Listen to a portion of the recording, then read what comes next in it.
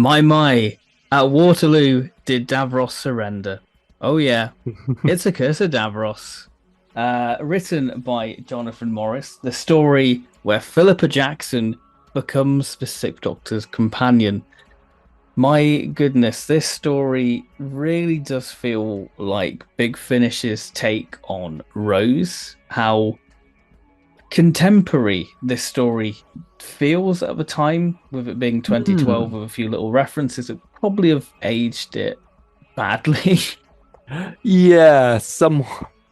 uh, I only got a Boris Johnson. that's what I'm going towards with his London buses being Yeah, because late. he was, of course, mayor at this time, Yeah, obviously before we knew what and would since happen. gone on to greater infamy. Still, Yeah, and he's unleashed in his new book. But Curse of Davros, what a story by Jonathan Morris. I think Hmm. a story I've got a little bit of nostalgia towards because I listened to this fairly early on in my Big Finish journey, and I remember watching convention footage of Colin Baker talking about Big Finish, and he cited this as one of his favorites. And this story, I can see why it's one of Colin's favorites because it gives Colin something very different and Terry Malloy to do.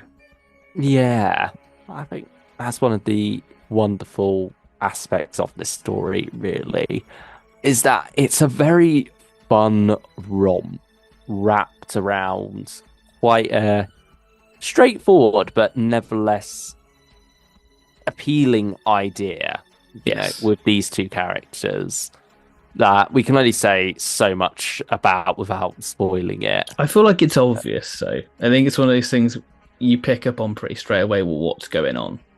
Hmm. I still don't want to say. Yeah, I I'm don't not want to going to ruin say it. that, I'm not, yeah, but because it's part of the fun with it all. yeah. But yeah, it's Terry Malloy and Colin Baker. They have such a great dynamic. So you know that Mhm. the scenes are going to be electric with them. I feel like while he has faced a lot of doctors both on TV and audio, Colin is very much Malloy's Yes. doctor, Yeah. really. It's the one that he feels at home with. Oh, You know, and yeah, their voices just bounce off each other wonderfully. yeah, there's good rapport. Yeah, and then throw Lisa Greenwood into the mix as well, who did appear in a story before Rhymes with this, Thomas where Brewster, where which Eva was the companion. you don't need to listen to.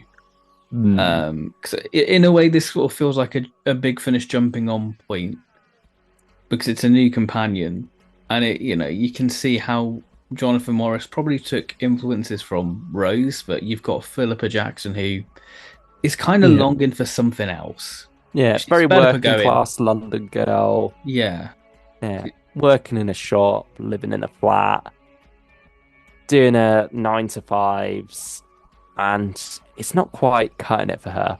Although in this case, she's already had a taste for that.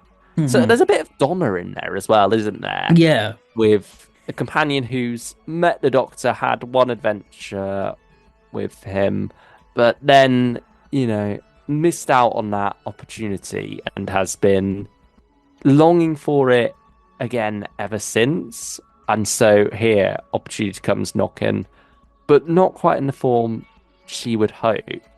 And in facing the Daleks, she also gets to experience the heavier side of things pretty early on as well. yes. And so, you know, it's a case of have to be careful what you wish for at the same time here.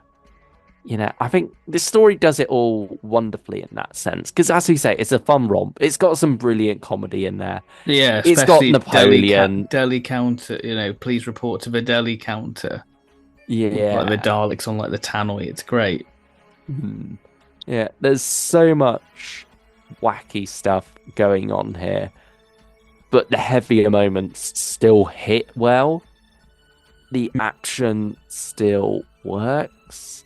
Yeah, I think it's a story that tries and succeeds at doing not quite everything, but a lot.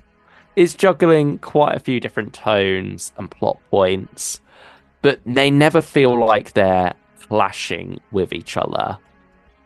it Yeah, all sort of builds upon each other, each plot point, doesn't it, to get to the next mm, one? What makes yeah, evolutionary all feels sense for very the organic. story? Yes. Yeah. Um, I think the music felt very Murray Gold as well. It sort of some of the music reminded me of Asylum of the Daleks, and I think this probably was made before Asylum. This came out 2012. Yeah, this came out right at the start, and Asylum would have Um, been 9 months later. yeah, it's got a few similar beats to that, which I find quite fascinating. Ah, With like the human Daleks, this is sort of has your proto Imperial Daleks within it, which is quite cool. hmm. It's got some very bleak moments um, with sort of human Daleks. What happened to Yeah, those? there's a wonderful description of what it's like to be a Dalek about like the taste of antiseptic in your mouth and such. And the pain I think, Davros is in of the yeah, it's wonderful. Um, it's perhaps a bit more of a sympathetic look at that side of things than you normally get. I think it does it all. It's yeah, got I just and think the it imagery of does it like well. the Daleks in the Battle of Waterloo, I think that's very Hmm. striking. I guess it's a bit like, Sontarans in the Crimean War. There's something quite tantalizing about that visual. Yeah, I think if had it been a TV story, that would be one of those visuals that goes beyond just the Doctor Who Yeah, zeitgeist. It's one of those things that would have stuck a bit more in the public consciousness, hmm. perhaps. Scope to it. Yeah, it's I think, interesting looking at this story and Jonathan Morris's other Dalek story, We're the Daleks.